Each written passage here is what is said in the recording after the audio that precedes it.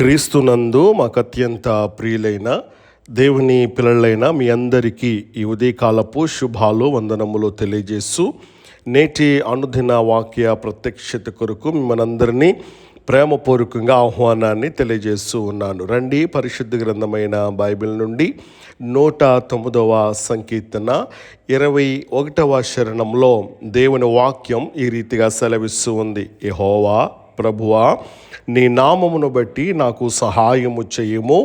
నీ కృప ఉత్తమమైనది గనుక నన్ను విడిపింపుము.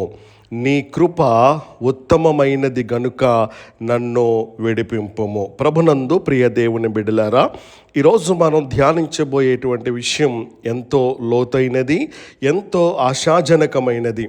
దావీదు ఇక్కడ ఒక గొప్ప సత్యాన్ని చెబుతున్నటువంటి మాట ఏంటో తెలుసా? నా బలం వల్ల కాదు, నా నీతి వల్ల కాదు, కేవలం నీ కృప వలన మాత్రమే అని చెప్పేసి జ్ఞాపకం చేస్తూ, నీ కృప ఉత్తమమైనది గనుక నన్ను విడిపింపుము అని చెప్పేసి ప్రార్థిస్తున్నట్లుగా మనం చూస్తూ ఉన్నాం. మన జీవితంలో కొన్ని సమయాలలో మనుషులు ఏం చేస్తారు అంటే మనల్ని విడిచిపెడతారు. స్నేహితులు ఏమవుతారు? దూరం అవుతారు. అలాంటి పరిస్థితుల్లో దేవుని కృప మాత్రం మనలను ఎప్పుడు కూడా వదలదు, విడిచిపెట్టదు అనేటువంటి సత్యాన్ని మనము గమనించవలసిన వారమై ఉన్నాం. కృప అనేది అర్హత లేని వారికి దేవుడు ఇచ్చేటువంటి వారం. దావీదు ఇక్కడ నేను నీకు యోగ్యుడిని గనుక అని చెప్పలేదు. నీ కృప ఉత్తమమైనది గనుక నీవు నన్ను విడిపించావు అని చెప్పేసి అంటూ ఉన్నాడు. దేవుని కృప అంటే ఏమిటో తెలుసా?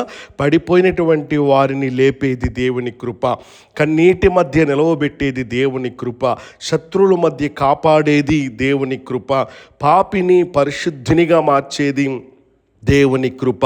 పేతురు యేసును 3 సార్లు ఎరుగనని చెప్పాడు. అయినా యేసు ప్రభువారు అతన్ని తిరిగి నిలవబెట్టాడు. ఎందుకో తెలుసా? ఆయన కృప ఉత్తమమైనది గనుక. తప్పిపోయిన కుమారుడు తిరిగి వచ్చినప్పుడు తండ్రి శిక్షించలేదు, కానీ కౌగలించుకున్నాడు, ఆలింగనం చేసుకున్నాడు. ఎందుకు అని అంటే గనక ఆయన కృప ఉత్తమమైనది గనుక. దేవుని కృప మన సమస్యల కంటే గొప్పది. దావీదు శత్రుల మధ్యలో ఉన్నాడు. బాధలు, ఒంటరితనం అతన్ని చుట్టుముట్టాయి. శ్రమ, వేదన, దుఃఖం ఆయన ఆవరించాయి.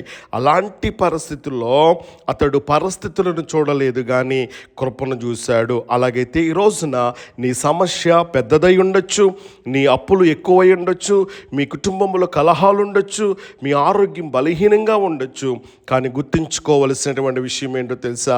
దేవుని కృప నీ సమస్యల కంటే గొప్పది. పౌలు గారు చెబుతూ ఉన్నారు, నా కృప నీకు చాలును అని చెప్పేసి. కన్నీటి కోసం ఆయన కృప ఉన్నది, పోరాటం కోసం నాకు బలం ఉన్నది, నా బంధకానికి విమోచన ఉంది అనేటువంటి విషయాన్ని మనం గుర్తించాలి. కృప మనలను ఏం చేస్తుంది అంటే విడుదల తెస్తూ ఉంటుంది. దావీదు అంటూ ఉన్నాడు కదా, ఇక్కడ ఏమంటూ ఉన్నాడు? నన్ను విడిపింపుము అంటే బంధకాల్లో ఉన్నాడు. అలాంటి పరిస్థితుల్లో దావీదు ఏమని ప్రార్థన చేస్తూ ఉన్నాడు? నన్ను విడిపింపుము అని చెప్పేసి. ఈరోజు కూడా చాలామంది భయం అనే బంధకంలో, పాపం అనే బంధకంలో, నిరాశ అనేటువంటి బంధకములో, మనుషుల మాటల బంధకములో, గత గాయాల బంధకములో జీవిస్తూ ఉన్నారు. అలాంటి వ్యక్తివి నీవైతే గనక దేవుని కృప వచ్చినప్పుడు ఏమవుతుందో తెలుసా? సంకెళ్ళు తెగిపోతూ ఉంటాయి, మూసిన ద్వారాలు తెరుచుకుంటూ ఉంటాయి, కన్నీరు సాక్ష్యం అవుతుంది, బంధకం ఆశీర్వాదం అవుతుంది అనేటువంటి విషయాన్ని మనం గుర్తించాలి. పౌలు శీలలు చెరసాలలో ఉన్నప్పుడు వారు చేసిన పని ప్రార్థించారు, దేవుణ్ణి స్తుతించారు. అలాంటి పరిస్థితుల్లో దేవుని కృప దిగి వచ్చింది, భూమి కంపించింది, వారికి ఉన్నటువంటి సంఖ్యలన్నీ కూడా తెగిపోయాయి. ఈరోజు దేవుడు మన జీవితంలో కూడా అదే చేయగలడు అనేటువంటి విషయాన్ని నేను మీకు జ్ఞాపకం చేస్తూ ఉన్నాను. ఎందుకో తెలుసా?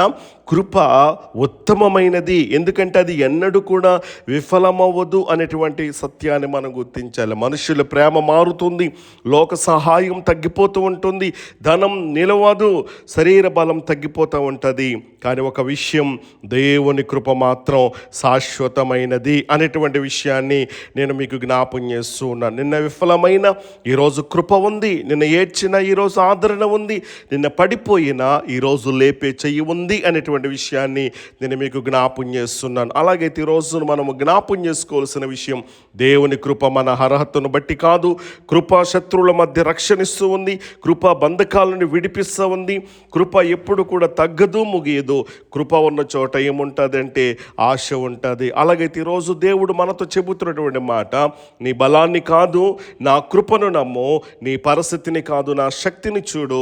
నీ కన్నీటిని కాదు, నేను ఇచ్చేటువంటి విమోచనను చూడు. అందుకే దావీదు ధైర్యంగా ప్రార్థించాడు, నీ కృప ఉత్తమమైనది గనుక నన్ను విడిపింపు అని చెప్పేసి. ఈరోజు కూడా నీవు ఇలాగూ ప్రార్థించగలిగినట్లయితే, ప్రభువా నా ఇంటిని విడిపించు, నా మనస్సును విడిపించు, నా కుటుంబాన్ని విడిపించు, నీ కృప ఉత్తమమైనది గనుక నన్ను విడిపింపుము అని చెప్పేసి ప్రార్థించగలిగిన వ్యక్తివి నీవైతే గనుక నీ జీవితంలో కూడా గొప్ప విడుదల, ఆశీర్వాదం, సమాధానము, ధైర్యాన్ని ఇవ్వడానికి ఇష్టపడుతూ ఉన్నాడు. అలాంటి గొప్ప విడుదల పరిశుద్ధాత్మ దేవుడు ఈ దినాన మనందరికీ అనుగ్రహించునుగాక. ఆమేన్.